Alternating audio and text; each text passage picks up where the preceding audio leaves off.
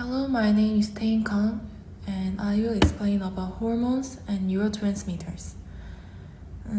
First, I will briefly explain about biological mechanisms of neurotransmitters.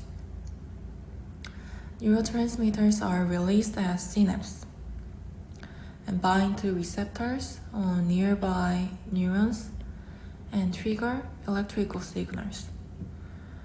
Then, hormonal system, the hypothalamus signals the pituitary gland,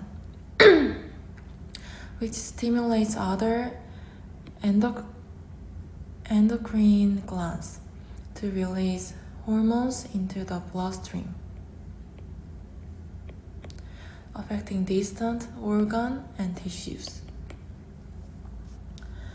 Then I will explain about key differences between hormones and neurotransmitters. First, neurotransmitters work within the nervous system, transmitting signals between neurons across synapses. They act very quickly and locally because they act only in these synapses. Examples include dopamine, serotonin, and acetylcholine. Then hormones, on the other hand, are produced by endocrine glands, like the adrenal glands or pituitary gland, and travel through the bloodstream to reach distant parts. This part is different just by hormone. They act very slowly related to neurotransmitters, but have longer lasting and widespread effects. Examples of hormones are cortisol, adrenaline, and estrogen. In short, neurotransmitters act fast and locally, while hormones act more slowly and broadly.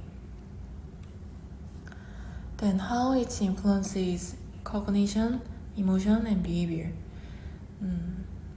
I will get some example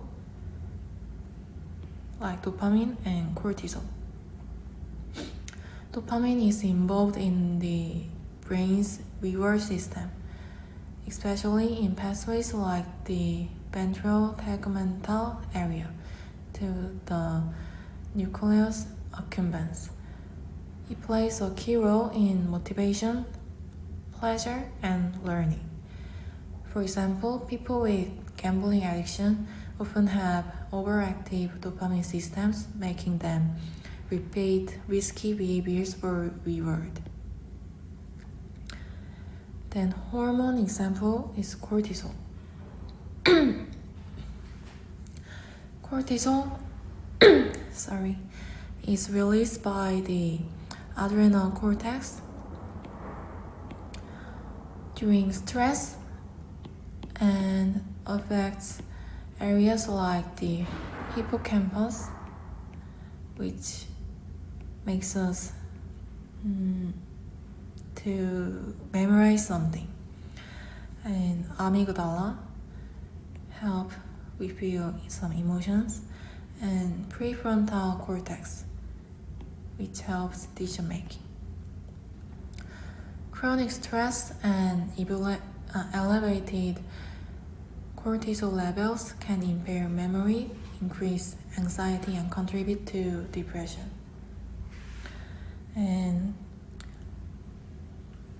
finally, the real-life example is PTSD.